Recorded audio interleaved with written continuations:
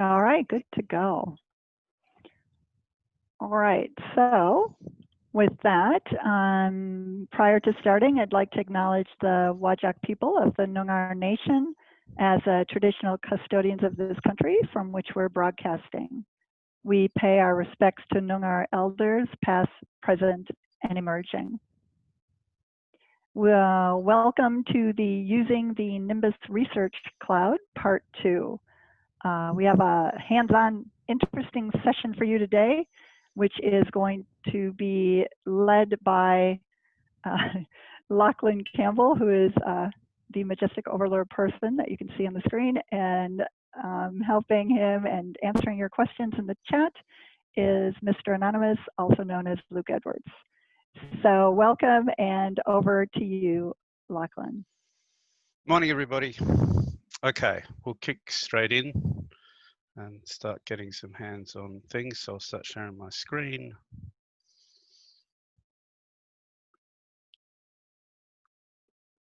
Okay. Can everybody see that? So this is just the Nimbus training material, same site as yesterday. If we go to home. So yesterday we did management of our Nimbus instance, authentication and instance creation, and then accessing that instance via SSH. Today we're starting part 2. We're going to look at storage. Okay.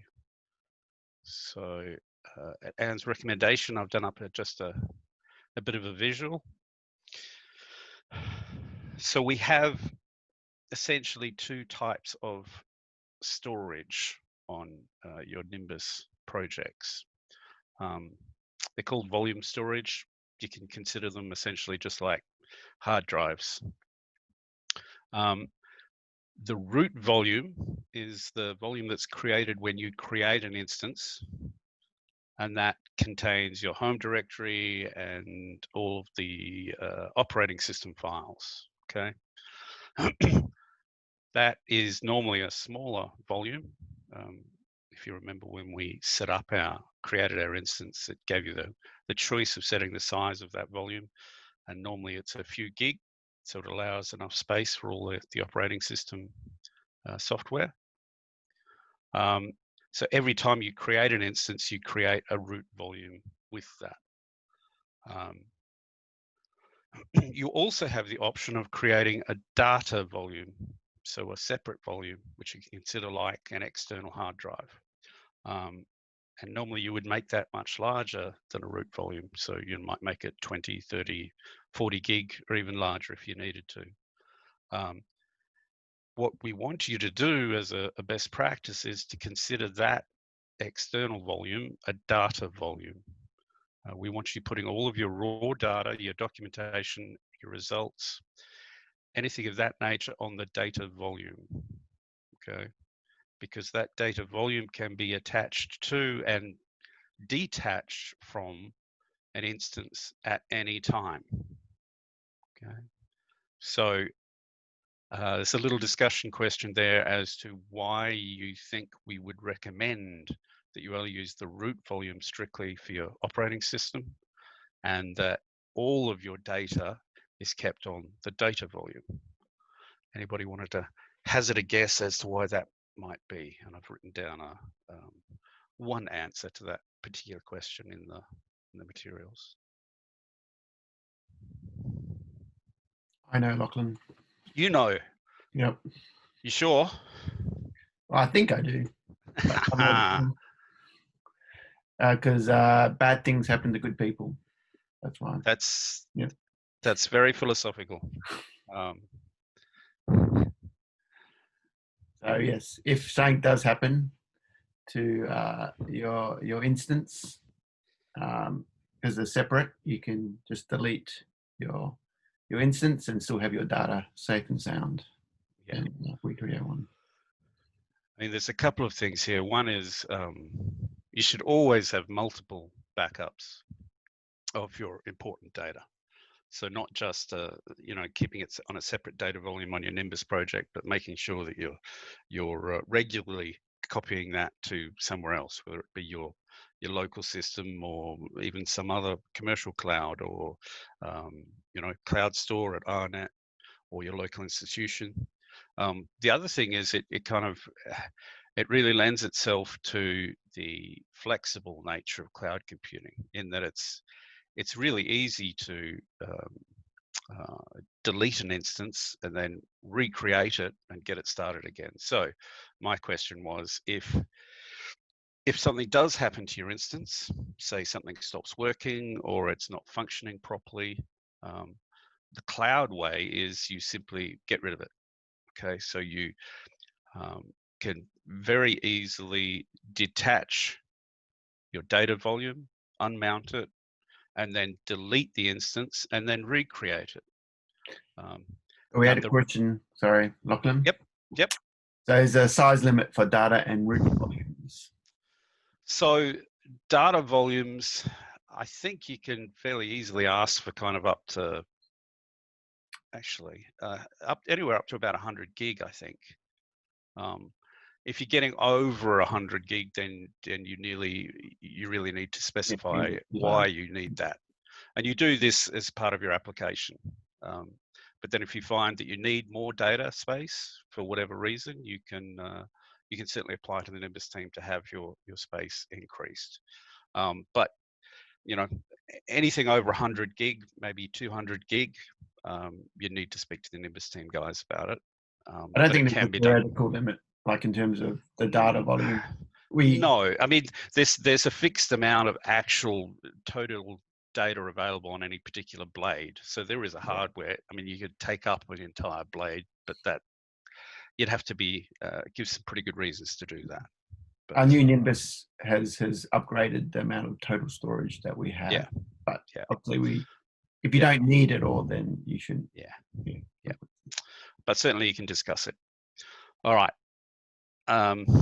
So when you delete your instance, by default, well, it's not by default, but your root volume should be deleted with it. And if you remember when we created our instance from the dashboard, we ticked the box that said delete root volume when you delete an instance. That's so that we don't have bunches of little root volumes lying around everywhere taking up quota. Okay. So best practice, only keep your home drive and your operating system on a root volume. Put everything else on a data volume, which I'm going to show you how to create. Okay. So let's jump into it. I'm going to log into the instance I created yesterday. So that was COU 009.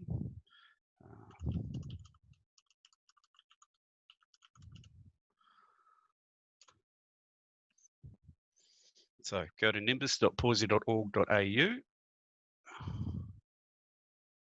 Log in. You'll see I created an instance yesterday that I called Windows. Okay, it's been running for 24 hours. So now what I'm going to do is go under the Compute tab on the left here.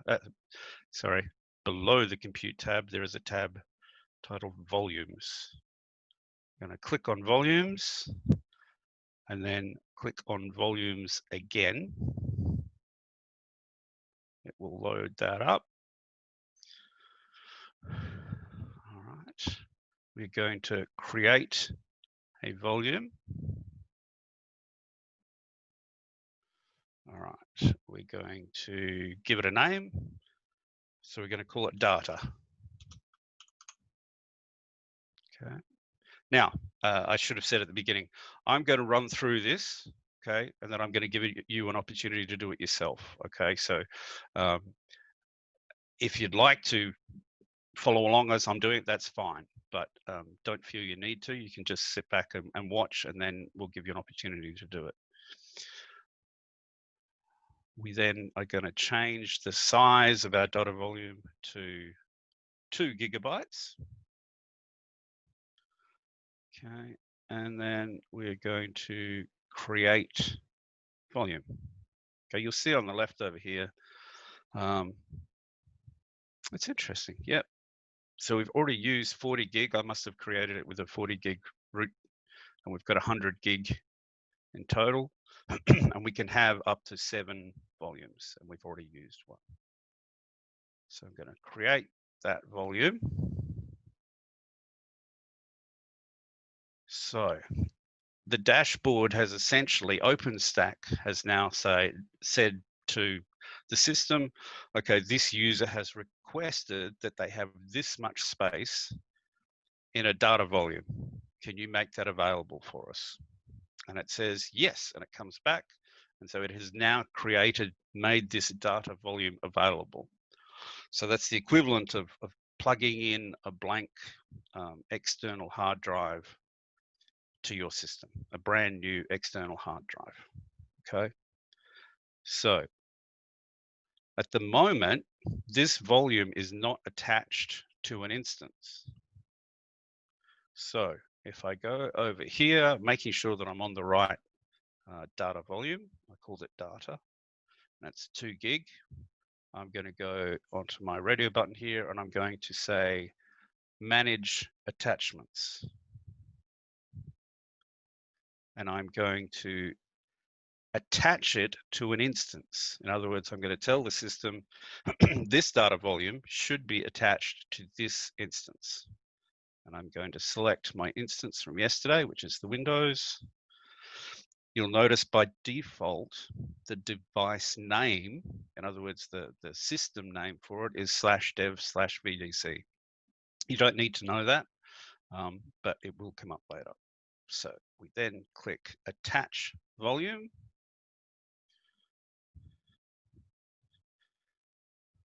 And we can now see that it says data attached to dev vdc on Windows.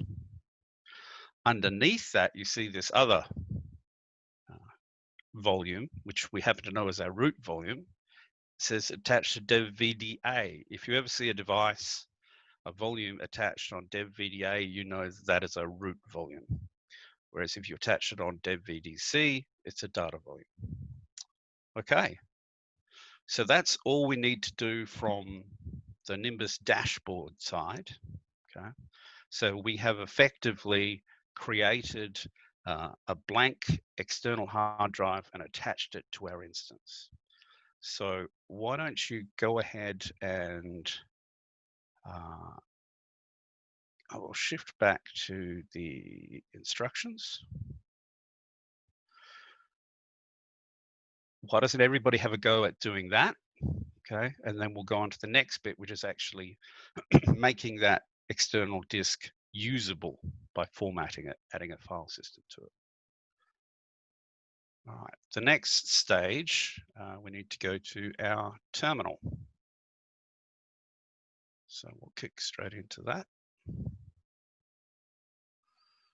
Now, I'm going to use my Ubuntu's terminal on my Windows system, just because it means I don't have to remember to change everything for the Windows command line. Okay, so first thing we need to do is actually log into our system. So we're going to go get into the directory where I've got my keys, and then I'm going to go SSH-I. Now, actually, I should just see if I've got it in history.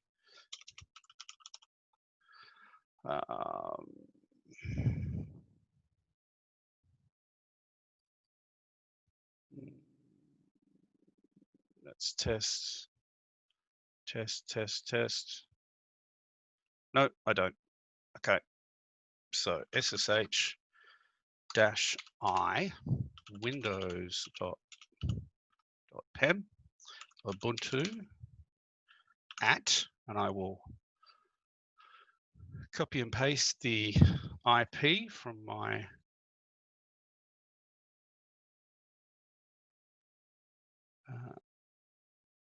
Nimbus dashboard.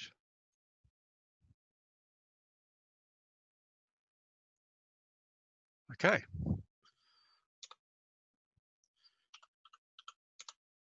All right, I'm in. Okay, so the first thing I'm going to do is I'm going to clear that so you can see it a bit better. I'm going to check that from within the machine itself, my instance itself, that it has recognized that the hard drive is now attached. So to do that, I'm going to do sudo fdisk, and I'm going to tell it that I want to check that there is a dev vdc, because that's where we attached the new hard drive. Well, that's interesting. You get through an error when you try to log in. Yeah, I was going to Yeah. say, what, because I'm not. Doesn't like permissions. I did testing. Okay. Yes. Yes, great testing. So let's just do it from the command. Come on. Okay. There are just some that we're more used to working with daily. Yeah. Exactly. That's what it is. Very diplomatic. Of course not, because I'm not in Nimbus. So that's interesting. Can you walk through what you're doing? So Okay. yeah, in case somebody else has that. Okay, so I did. I've installed Ubuntu under WSL for Windows. So you essentially get a Linux file system or Linux system on your Windows, which is great because you can use it exactly like it's your instance. But it also means that it's more picky about the Windows, the key file. So the permissions which I set yesterday were not exactly correct. And so you see permissions 0444 for windows.pem are too open. So it won't let me do it. But if I just do it from a Windows typical command line, then it will let me do it. Okay. And I will document all of this properly in the Nimbus documentation. But for the moment, there we go. I'm now logged into, so you see I am Ubuntu at Windows. So let's try that again. We're now going to check to see if it can see the external hard drive in effect, dev vdc. And it does. You see it's a 2 GB device. So that's good. We now, at the moment, it's a raw file device. It's unformatted. We can't use it. We can't store any data on it. So we have to make a file system on it. Okay, and we use the command called mkfs, make file system. Be aware, just like when you're doing on your laptop, it's the equivalent of formatting a hard drive. Okay, so if there's any data already on that hard drive, this command will wipe it off. So if you can't remember if you've got anything on this volume, you can check. So we can do this command, which is documented, sudo file -s, oops, capital L, dev vdc. And if there is a file system on it, it will return something saying it's a Linux file system. If there isn't, which is what we're hoping for, nothing. Okay, so that tells me, that response, just dev vdc data, tells me that this hard drive is not formatted. It doesn't have a file system. So we're good to go ahead and create the file system. So to do that, we're going to use sudo. Now you'll notice I'm having to use sudo for all of this, which means I'm acting as an administrator because I'm doing administrative tasks. I'm creating disks. I'm making file systems. Okay, if I did this just as the Ubuntu user, it would not allow me to. So you need to be aware that these are administrative tasks, and that means that with that power, you can break things. Okay, if you do something wrong, you can, remove files or create errors. But the good thing, as we've said about cloud, is if you do break your instance, you can just delete it and create another one. Now we're going to make a file system, and for Linux, that Ubuntu, that is an ext4 file system. Okay, and we're going to put it on dev-vdc. Okay, so that has worked. So we've created that file system. We have to do one more step, and that is we have to mount that file system to our instance. So in other words, we have to give it a name pretty much. So we're going to do that by making a directory. So make directory. We're going to put it in root, and we're going to call it data. You can call it whatever you like, but this makes sense. We're going to make a data directory or data folder. Then we're going to mount our hard drive to that directory. So in other words, if I move something, copy something, write something to the data directory, that is actually putting it onto my external hard drive. Okay, that's done. If I then have a look at all my devices, actually I can just do that. All right, I can now see dev-vdc. It's 2 gig in size. I've used 6 meg, so I've got 1.8 gig available, and it is mounted on /data. Okay, so that has worked.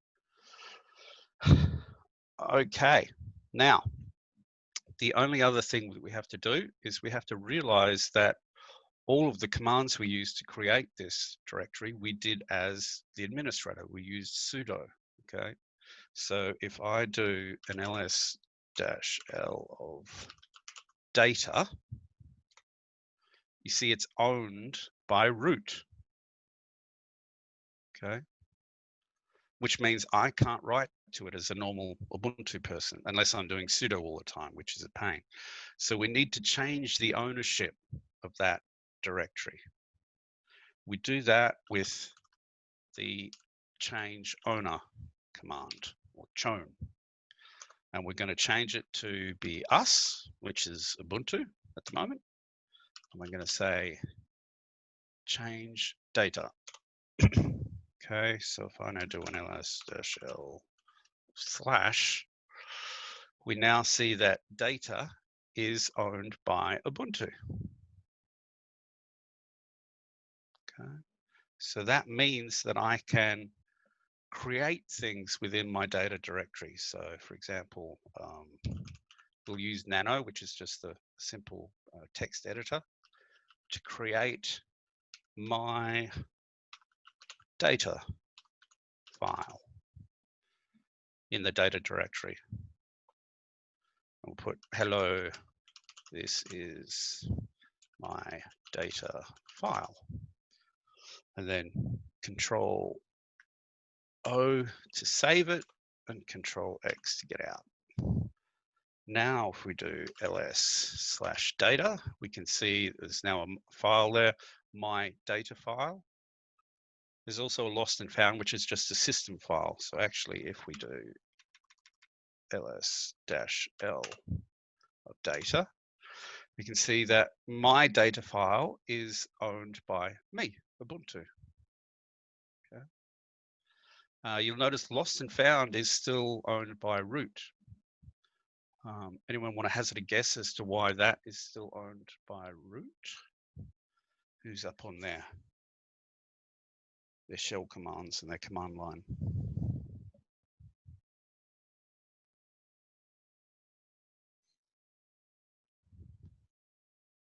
Any takers? I'm just going to make sure that have a look at the contents. There it is. Hello, this is my data file. No takers on the.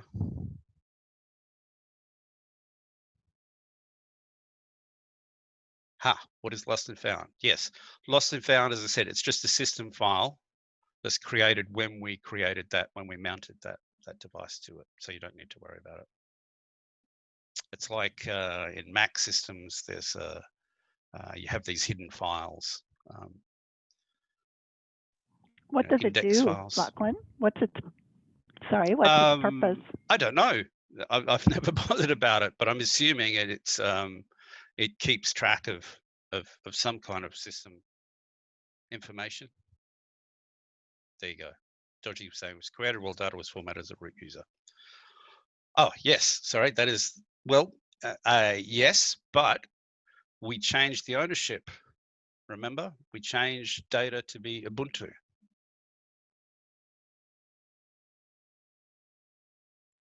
Apparently, Googling it says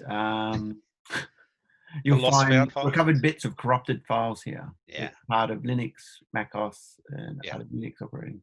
So, yeah, that's what I thought it would be, but yeah, makes sense. Lost and found. Basically, you don't need to worry about it because it's a system. Yeah.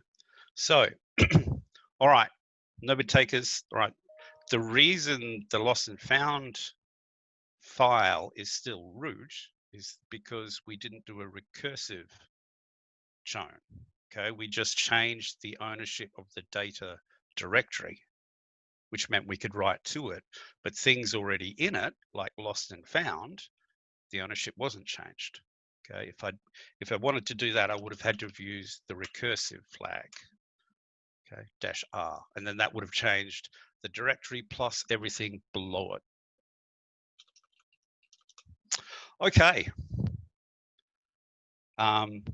There's the command for unmounting a data file, which is there, which is just umount/data, which is what you need to do if you want to detach or unmount it and then detach it from your instance.